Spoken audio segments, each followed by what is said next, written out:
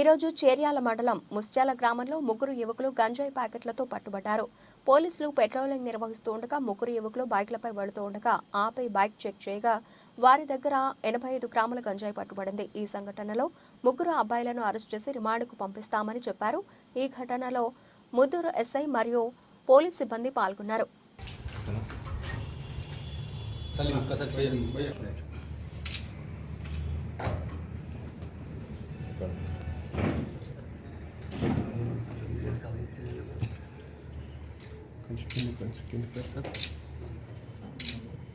Salim.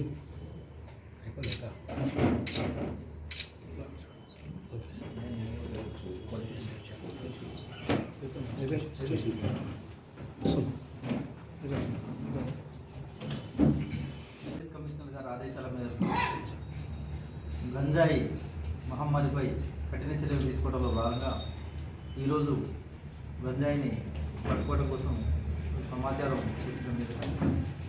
Mustyala గ్రామంలోని వైకుంఠ ధామం సమీపంలో dumping yard దగ్గర కొంతమంది వ్యక్తులు ఈ గంజాయి అమ్మడానికి ప్రయత్నం చేస్తున్న సమాచారంతో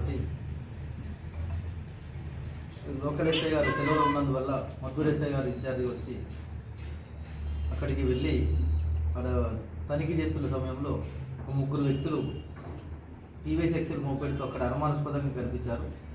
వాళ్ళని పట్టుకొని విచారించగా వాళ్ళ పేర్లు సల్లారి సిద్ధరాములు, ఇద్దరిది ముస్త్యాల గ్రామం, తర్వాత నాగిని రాజు, తర్వాత అంజనాపురం రాకేష్, ఇద్దరి చేర్యాల గ్రామం. వీళ్ళు ముగ్గురు అక్కడ ఉండి వాళ్ళు గంజాయి అమ్మడానికి ప్రయత్నిస్తుండగా చెప్తున్నారు. హైదరాబాద్ నుంచి గంజాయిని తీసుకొచ్చి తక్కువ ధర తీసుకొచ్చి ఇక్కడ ఎక్కువ ధరకు అమ్మి వాళ్ళు జలసాలు చేసుకోవాలని, అదేవిధంగా వాళ్ళు కూడా గంజాయిని వాడి మిగతా వాళ్ళందరికీ అమ్మాలనే ఉద్దేశంతో తీసుకొని వచ్చి అమ్మటానికి వెళ్ళే క్రమంలో ఉన్నామని చెప్పడంతో వాళ్ళని పట్టుకొని వాళ్ళ దగ్గర నుంచి 74 గ్రాముల గంజాని సీజ్ చేయడం జరిగింది. అదేవిధంగా దానికి సంబంధించి ఒక బాంగ్ అని ఉంటుంది, దాన్ని తాగటానికి ఉపయోగించే బాంగ్ అనేది ఒకటి, వాళ్ళ దగ్గర ఉన్న ముగ్గురు దగ్గర 3 మొబైల్ ఫోన్స్, ఇవన్నీ కూడా సీజ్ చేయడం జరిగింది.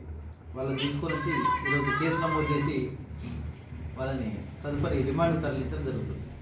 ఈ గంజాయి అనేది దాని మీద కఠిన చర్యలు తీసుకుంటున్న క్రమంలో ప్రజలందరూ కూడా ముందుకొచ్చి గంజాయికి సంబంధించిన దానికి అలవాటు పడే వ్యక్తుల సమాచారం ఇచ్చి మన ప్రాంతం నుంచి గంజాయి మహమ్మారి లేకుండా చేసే క్రమంలో ప్రజలందరూ సహాయ సహకారాలు అందించాల్సిందిగా కోరుతున్నాం.